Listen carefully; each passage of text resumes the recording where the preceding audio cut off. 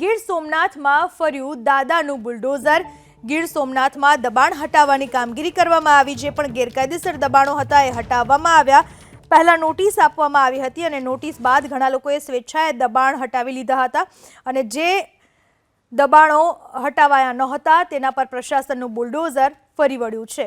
Talala Sasan road ઉપર ગેરકાયદેસર દબાણોને તોડી પાડવામાં આવ્યા। ગીર સોમનાથ જિલ્લાના ગીર ગઢડા તાલુકાની અંદર સૌથી મોટું અત્યારે ડિમોલેશન છે તે તંત્ર દ્વારા હાથ ધરવામાં આવ્યું છે। ગીર ગઢડા ઉના રોડના દ્રશ્યો છે અને જ્યાં ગીર ગઢડા સેવા સદન છે, મતલબ કે મામલતદાર કચેરી છે, તાલુકા પંચાયત છે, આ તમામ જગ્યા ઉપર ડિમોલિશન છે તે આજે હાથ ધરવાનું છે। પરંતુ જે લોકો છે તેણે સ્વેચ્છાએ સૌપ્રથમ લોકોએ પોતાની જાતે જ પોતાના જે દબાણો કરેલા છે એ દૂર કર્યા છે અને અહીંયા પર આ જે રોડની આસપાસનો વિસ્તાર છે તે સંપૂર્ણ જોઈ શકાય છે દૂર સુધી આ વિસ્તારને ખાલી કરવામાં આવ્યો છે અને લોકો છે તે હાલ સ્વેચ્છાએ દબાણો હટાવી રહ્યા છે। તંત્રનું બુલડોઝર છે તે અત્યારે જામવાડા રોડ ઉપર ચાલી રહ્યું છે, પરંતુ આ તરફના દ્રશ્યો બતાવીશ। આ તમામ દબાણો છે જેને લોકોએ જાતે જ દૂર કરવાની તૈયારીઓ કરી છે। આ જુઓ, બંને સાઈડ, રોડની બંને સાઈડ છે તે અત્યારે સ્વેચ્છાએ દબાણો છે તે દૂર કરવામાં આવી રહ્યા છે।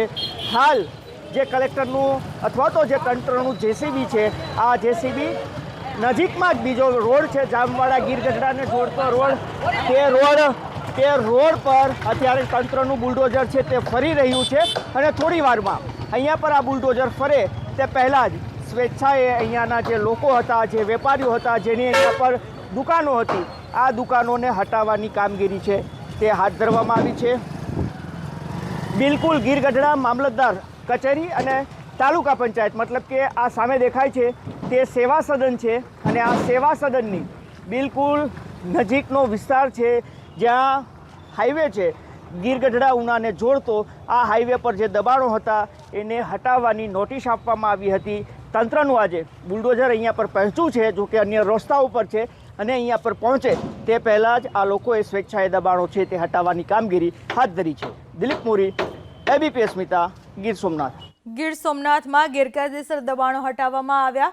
દાદાનું બુલડોઝર અહીંયા ફરી વળ્યું છે। જે પણ ગેરકાયદેસર દબાણો હતા એને નોટિસ પાઠવવામાં આવી હતી।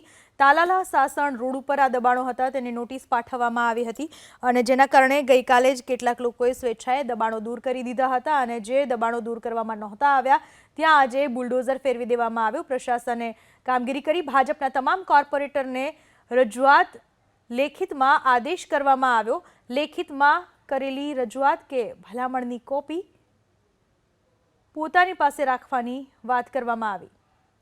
ભવિષ્યમાં દસ્તાવેજ રેકર્ડમાં રહે તે માટે એક કોપી રાખવાનો પણ આદેશ કરવામાં આવ્યો। ગીર સોમનાથ જિલ્લાના ગીર ગઢડા તાલુકાની અંદર, શહેરની અંદર સૌથી મોટું ડિમોલેશન છે તે અત્યારે હાથ ધરાવ્યું છે। એક તરફ ગીર ગઢડા ઉના રોડ ઉપર ડિમોલેશનની કામગીરી ચાલી રહી છે, તો બીજી તરફનો આ એ રસ્તો છે ગીર ગઢડા જામવાડા રોડ છે અને આ રોડ પર પણ મોટા પ્રમાણમાં દબાણ હટાવવાની કામગીરી છે તે અત્યારે તંત્ર દ્વારા શરૂ કરવામાં આવી છે। મોટી સંખ્યામાં લોકો પણ અહીંયા છે, જોઈ શકાય છે। અહીંયા પર તંત્રનું જે જેસીબી છે તે અહીંયા પર ફરી વળ્યું છે। અનેક દુકાનો, શોપો બનાવવામાં આવી હતી કોમ્પ્લેક્સ ટાઈપની અને આ તમામ જે હાલ નવી બની હતી તેને અત્યારે તોડી પાડવાની કામગીરી હાથ ધરવામાં આવી છે। અહીંયાની તંત્રની મામલતદાર સહિતની ટીમો છે તે અહીંયા પર પહોંચી છે અને પોલીસનો આ ચુસ્ત બંદોબસ્ત સાથે જામવાડા ગીર ગઢડા રોડ પર દબાણ હટાવવાની કામગીરી હાથ ધરવામાં આવી છે। બીજી તરફનો રસ્તો છે જે ગીર ગઢડા ઉનાને જોડતો રોડ છે, ત્યાં પણ દબાણ હટાવવાની કામગીરી થઈ રહી છે, પરંતુ સ્વેચ્છાએ અત્યારે લોકો ત્યાંથી હટાવી રહ્યા છે। અહીંયા બુલડોઝર ફેર્યા બાદ ત્યાં ફરી એક વખત દબાણ હટાવવાની કામગીરી હાથ ધરવામાં આવશે। દિલીપ મોરી, એબીપી અસ્મિતા, ગીર સોમનાથ। ગીર સોમનાથમાં ગેરકાયદેસર દબાણો હટાવવામાં આવ્યા। પહેલા નોટિસ આપ્યા બાદ આ દબાણોને હટાવવાની કામગીરી કરી લેવામાં આવી છે। જે પણ ગેરકાયદેસર દબાણો હતા તાલાલા રોડ ઉપર આવેલા આ તમામ દબાણોને દૂર કરવામાં આવ્યા। દાદાનું બુલડોઝર અહીંયા ફરી વળ્યું છે। તાલાલા સાસણ રોડ ઉપર દબાણોને તોડી પાડવામાં આવ્યા છે। ગીર સોમનાથ, જ્યાં છેલ્લા ઘણા દિવસોથી ગેરકાયદેસર બાંધકામોની સામે કાર્યવાહી કરવામાં આવી રહી છે, સોમનાથ જિલ્લાના ગીરગઢડા શહેરની અંદર 300થી પણ વધારે દુકાનોના દબાણો છે, આ સિવાય મકાનોના દબાણો છે જે હાઈવે ઉપર છે, રોડ ઉપર છે, તે હટાવવાની અત્યારે કામગીરી ચાલી રહી છે. ગીરગઢડાના સ્થાનિક લોકો, આ વિસ્તારના લોકો મારી સાથે છે, તેમને પૂછીએ કે કેટલા દબાણો હતા અને કોણે હટાવ્યા છે. ઉકાભાઈ, અહીંયા પર કેવા દબાણો હતા, હાલ કઈ રીતે હટાવવાની કામગીરી હાથ ધરવામાં આવી છે?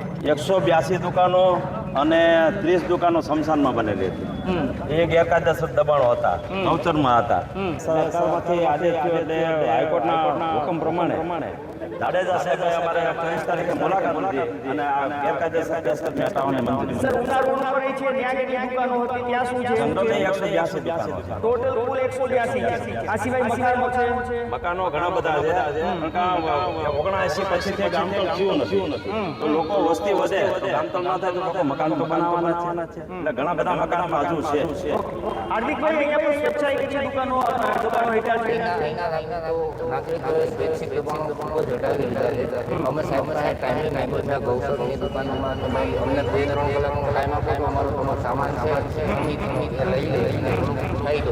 ટાઈમ આપ્યો છે? 3 વાગ્યા સુધી. ઓકે, ભવેશભાઈ, તમને પૂછો, આપણે અહીંયા કેટલી દુકાનો હતી? એક દુકાન. તમે સ્વેચ્છાએ હટાવી કે સ્વેચ્છાએ ખાલી કરી દીધી. હવે તો તંત્ર હટાવે.